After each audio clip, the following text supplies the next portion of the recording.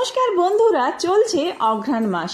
আর এই অঘ্রাণ মাসে প্রতি বৃহস্পতিবার বাংলার ঘরে ঘরে লক্ষ্মী দেবীর আরাধনা করা হয়।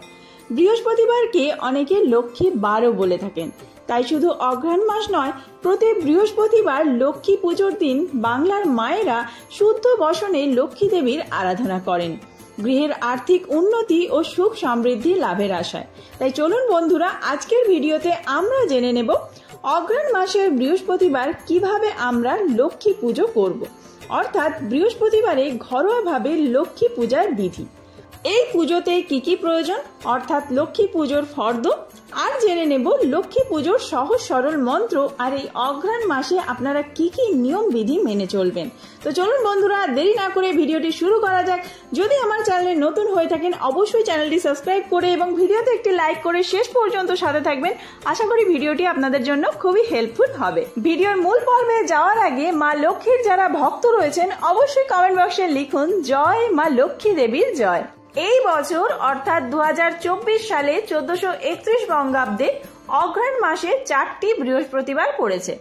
প্রথম বৃহস্পতিবার 21শে নভেম্বর বাংলার 5ই অঘ্রাণ 1431, দ্বিতীয় বৃহস্পতিবার 28শে নভেম্বর বাংলার 12ই অঘ্রাণ 1431, তৃতীয় বৃহস্পতিবার 5ই ডিসেম্বর বাংলার 19শে অঘ্রাণ 1431, চতুর্থ বৃহস্পতিবার 12ই ডিসেম্বর বাংলার 26শে অঘ্রাণ।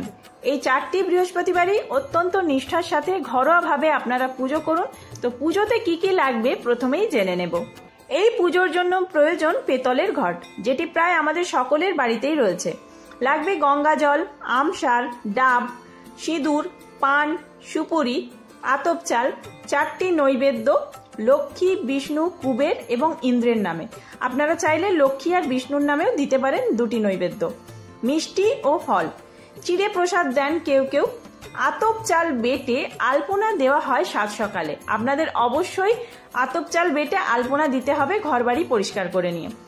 ঘরোয়াভাবে লক্ষ্মী পুজোর নিয়ম তো আমরা জানবই, তবে তার আগে কিছু নিয়ম জেনে নিন যার হিতে বিপরীত হলে লক্ষ্মী দেবী রুষ্ট হতে পারেন। তাই পুজোর সময় কখনোই ঘন্টা বাজাবেন না। পুজোর সময় তুলসী পাতা নিবেদন করবেন না, কিন্তু নারায়ণের পায়ে তুলসী পাতা দিতে পারেন। তিনি আবার এতে খুশি হন, মানে মা লক্ষ্মী নারায়ণের পায়ে তুলসী পাতা দেখলে খুশি হন।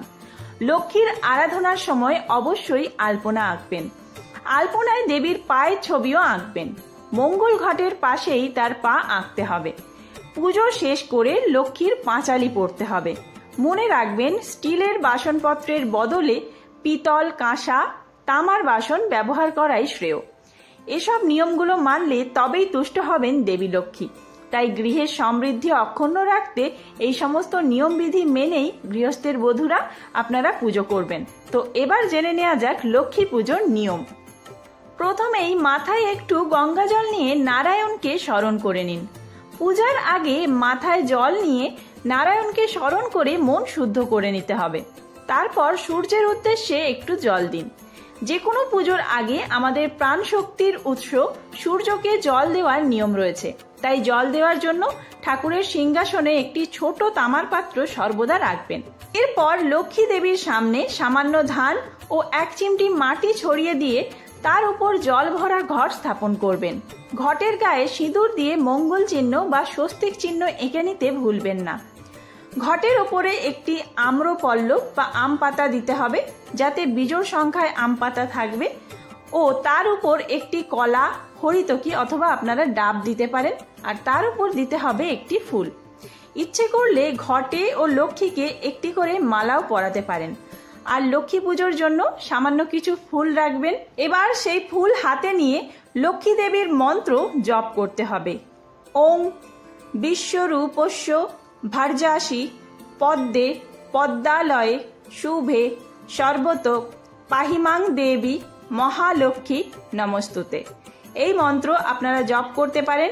আর আপনাদের মিষ্টি, ফল, চিড়ে প্রসাদ যা কিছু দেওয়ার রয়েছে মায়ের উদ্দেশ্যে সেগুলি অর্পণ করবেন।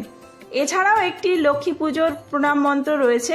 সেই মন্ত্রটি হলো ওং শ্রীং লক্ষ্মী দেব্যই নমঃ।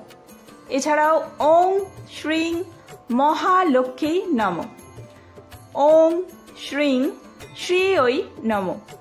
এই মন্ত্রগুলিও আপনারা জপ করবেন এক মনে। আর এই মন্ত্রগুলি জপ করলে আপনারা অবশ্যই 108 বার এক মনে জপ করার চেষ্টা করবেন। অবশ্যই মা লক্ষ্মী আপনাদের সমস্ত মনোবাসনা পূর্ণ করবেন। মন্ত্র জপ করা হয়ে গেলে আপনাদের হাতে যে ফুলটি রয়েছে সেই ফুল মায়ের পায়ে অর্পণ করবেন।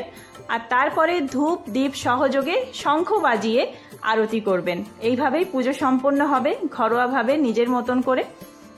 লক্ষ্মী পুজোয় আপনারা পদ্ম ফুল দিতে পারেন, যেহেতু মা লক্ষ্মীর পদ্ম ফুল খুব পছন্দের। এছাড়াও গাঁদা ফুল দিয়েও পুজো করতে পারেন। গাঁদা ফুল ভগবান বিষ্ণুর খুব প্রিয় বলে মনে করা হয়। তো বন্ধুরা, আজকের ভিডিওটি এই পর্যন্তই। ভিডিওটি কেমন লাগলো অবশ্যই কমেন্ট করে জানাবেন। কোনো ভুল ত্রুটি হয়ে থাকলে ধরিয়ে দেবেন। খুব তাড়াতাড়ি নতুন কোনো ভিডিও নিয়ে আসছি। সেই সমস্ত ভিডিও দেখার জন্য অবশ্যই চ্যানেলটি সাবস্ক্রাইব করে সাথে থাকবেন। সবাই সুস্থ থাকবেন, ভালো থাকবেন। ধন্যবাদ। আর এই ভিডিওটি ভালো লাগলে বন্ধুদের মধ্যে অনেক অনেক বেশি শেয়ার করবেন।